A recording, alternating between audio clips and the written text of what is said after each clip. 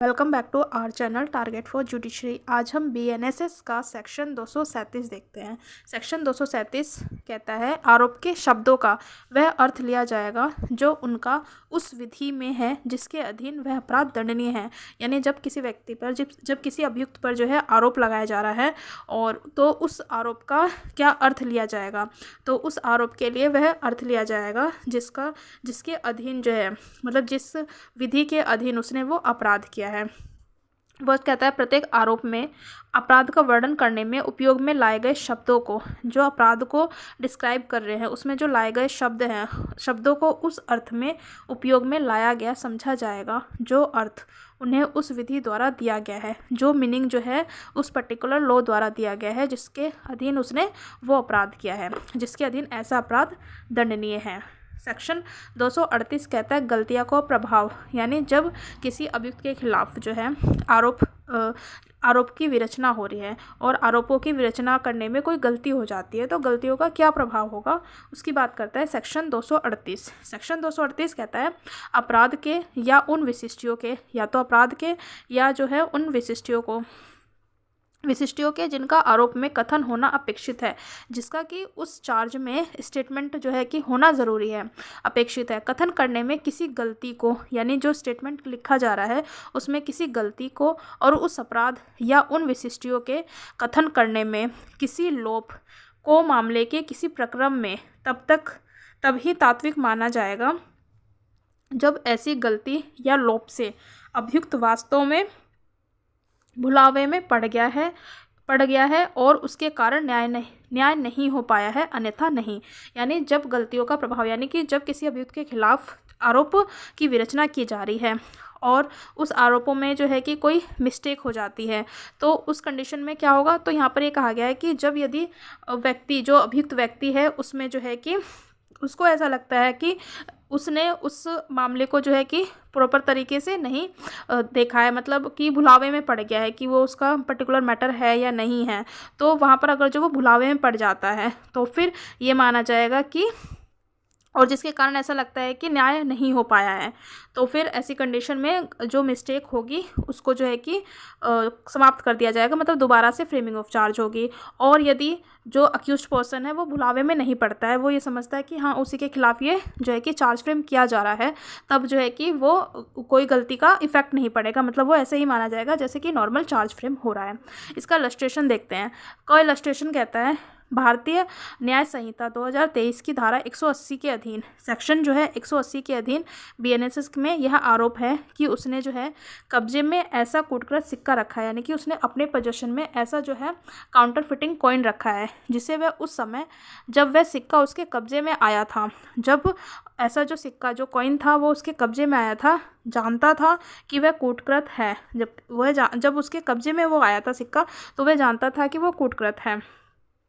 और आरोप में कपटपूर्वक जो है शब्द छूट गया है, और जब चार्ज फ्रेम किया जा रहा था तब जो है वो फ्रॉडुलेंटली जो वर्ड था, कपटपूर्वक जो शब्द था वो छूट गया है। जब यह प्रतीत नहीं होता है कि वास्तव में इस लोप से भुलावे में पड़ गया है, इस गलती को तात्विक नहीं समझा जाएगा। यानी यहाँ पर ये कह रहा है कि जब किसी अक्यूज्ड पर्सन पर कब्जे में जो है कि ऐसा कूटकृत सिक्का रखने का आरोप लगाया गया है और जो आरोप लगाया गया है उसमें जो कपटपूर्वक शब्द है वो छूट गया है, तो और उस कंडीशन में जो है कि उससे जो है कि जो अक्यूज्ड पर्सन है उसको ये प्रतीत नहीं होता है कि वो भुलावे में पड़ गया है, तो फिर ऐसी कंडीशन में जो गलती होगी वो तात्विक नहीं समझी जाएगी। इसका सेकेंड इलस्ट्रेशन कहता है कि क पर ख से छल करने का आरोप है, मतलब ए पर जो है बी से चीटिंग करने का आरोप है, और जिस रीति से उसने ख के साथ छल किया है, जिस मैनर के साथ, यहाँ पर मैनर की बात करता है कि जिस मैनर के साथ छल किया है वह आरोप में उपवर्णित नहीं है, यानी कि किस रीति से ए ने जो है बी के साथ छल किया है वो जो है कि मैनर नहीं बताया गया है या अशुद्ध रूप से वर्णित है, या तो वो जो रीति है वो बताया नहीं गया है या बताया गया है तो अशुद्ध रूप से बताया गया है। को अपनी प्रतिरक्षा करता है, फिर भी ए जो है अपना डिफेंस कर रहा है, साक्ष्यों को पेश करता है और संव्यवहार का स्वयं अपना विवरण देता है। न्यायालय इससे अनुमान कर सकता है कि छल करने की रीति के उपवर्णन का लोप तात्विक नहीं है, क्योंकि ए पर जो है बी से चीटिंग करने का आरोप लगाया गया। उसमें जो है कि जो मैनर था, जो रीति थी कि किस रीति से जो है कि ए ने बी पर छल किया है, और वहाँ पर वो रीति नहीं बताई गई है। उसके बावजूद भी ए जो पर्सन है वो अपना डिफेंस कर रहा है, अपने जो है फेवर में एविडेंस पेश कर रहा है। तो फिर यहाँ पर ये नहीं माना जाएगा कि जो है कि छल करने की जो रीति बताई जानी थी वो जो है कि लोप जो है उसका तात्विक नहीं माना जाएगा। ग इलस्ट्रेशन कहता है कि क पर ख से छल करने का आरोप है और जिस रीति से उसने ख से छल किया है वह आरोप में वर्णित नहीं है। क और ख के बीच अनेक संव्यवहार हुए हैं, यहाँ पर जो है बहुत सारे ट्रांजैक्शन हुए हैं, और क के पास ये जानने का कि आरोप का निर्देश उनमें से किसके प्रति है कोई साधन नहीं था और उसने अपनी कोई प्रतिरक्षा नहीं की। यानी ए पर जो है बी के साथ चीटिंग करने का आरोप लगाया गया है, और जो ए है, ए और बी के बीच में जो है अनेकों बार संव्यवहार हुआ है, यानी कि अनेक बार जो है ट्रांजैक्शन हुआ है। और यहाँ पर जो ए पर्सन है उसे जो है कि ये नहीं पता कि किस ट्रांजैक्शन में जो है कि उसने चीटिंग किया है बी के साथ, और उसके पास कोई साधन भी उपलब्ध नहीं है जिससे वो पता कर सके कि कौन से ट्रांजैक्शन में जो है छल किया गया है, चीटिंग की गई है। और तो इस कारण से वो अपनी प्रतिरक्षा भी पेश नहीं करता है। तो न्यायालय ऐसे तत्वों से ये अनुमान कर सकता है कि छल करने की रीति के वर्णन का लोप उस मामले में तात्विक गलती थी। तो यहाँ पर यह माना जाएगा कि वो मिस्टेक थी, मतलब गलती थी, यानी जो चार्ज फ्रेम किया जा रहा था वो उसमें गलत चार्ज फ्रेम किया जा रहा था, क्योंकि जो अक्यूज पर्सन है वो अपना डिफेंस ही नहीं ले पा रहा है। तो वहाँ पर रीति का वर्णन किया जाना ज़रूरी है। घ इलस्ट्रेशन कहता है कि क पर 21 जनवरी 2023 को खुदा बख्श की हत्या करने का आरोप लगाया गया है। यानी ए पर्सन पर जो है 21 जनवरी 2023 को खुदा बख्श की हत्या करने का चार्ज लगा है। वास्तव में हत व्यक्ति का नाम हैदर बख्श था, और मतलब ए पर्सन पर जो है खुदा बख्श की हत्या का चार्ज लगाया गया है, लेकिन उसका नाम खुदा बख्श ना होकर हैदर बख्श था, और हत्या की तारीख जो है वो 21 जनवरी ना होकर 20 जनवरी थी। क पर कभी भी एक हत्या के अतिरिक्त दूसरी किसी हत्या का आरोप नहीं लगाया गया था, और उसने मजिस्ट्रेट के समक्ष हुई जांच को सुना था, जिसमें हैदर बख्श के मामले का ही अनन्य रूप से निर्देश किया गया था। न्यायालय इस तथ्य से यह अनुमान कर सकता है कि क उससे भुलावे में नहीं पड़ा था और आरोप में यह गलती तात्विक नहीं थी। इन शॉर्ट, डी जो इलस्ट्रेशन है ये कहता है कि ए पर्सन पर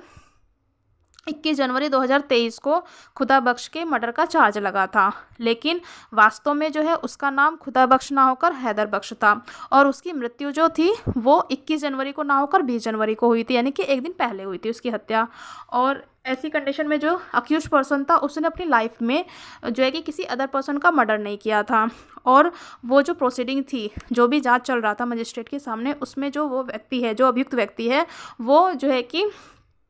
अपना जो डिफेंस था वो ले रहा था। तो यहाँ पर ये माना जाएगा कि जो आरोप में जो गलती थी वो तात्विक नहीं माना जाएगा। क्यों? क्योंकि अपना अक्यूज जो पर्सन है वो अपना बचाव कर पा रहा है। और इसका इलस्ट्रेशन देखते हैं, इसी से रिलेटेड है। वो कहता है कि क पर 20 जनवरी 2023 को हैदर बख्श की हत्या का और 21 जनवरी 2023 को खुदा बख्श की, जिसने उसे उस हत्या के लिए गिरफ्तार करने का प्रयास किया था, हत्या करने का आरोप है। यानी ए पर्सन पर जो है दो जो है कि चार्ज हैं। एक तो 20 जनवरी को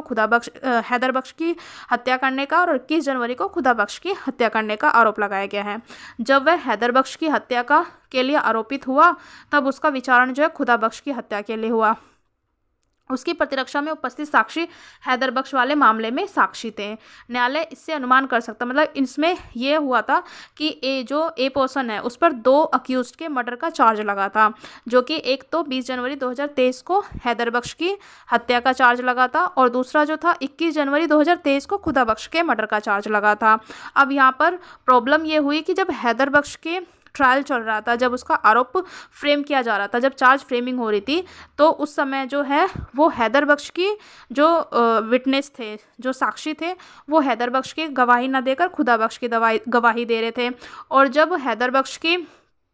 मामलों का चल रहा था तो फिर वो खुदा बख्श के जो डिफेंस थे वो दिया जा रहा था, मतलब जो खुदा बख्श था उसकी जो है साक्ष्य दिया जा रहा था। तो इससे न्यायालय अनुमान कर सकता है कि जो पर्सन है, जो अक्यूज पर्सन है, वह भुलावे में पड़ गया था और वह गलती जो है तात्विक थी, यानी कि वो माना जाएगा कि वो गलती तात्विक थी, और जो चार्ज फ्रेम है वो दोबारा से किया जाएगा, क्योंकि इससे जो अक्यूज पर्सन है वो भुलावे में पड़ गया था और वो अपना डिफेंस नहीं कर पा रहा था। इसी के साथ हम सेक्शन जो है 510 रीड विद कर सकते हैं। सेक्शन जो है 510 इसी से रिलेटेड है। वो कहता है कि जब गलती में जो है जब चार्ज फ्रेम किया जा रहा है और उसमें गलती हो जाती है तो उसका क्या इफ़ेक्ट होगा। सेक्शन 510 आरोप विरचित ना करने या उसके अभाव या उसमें गलती का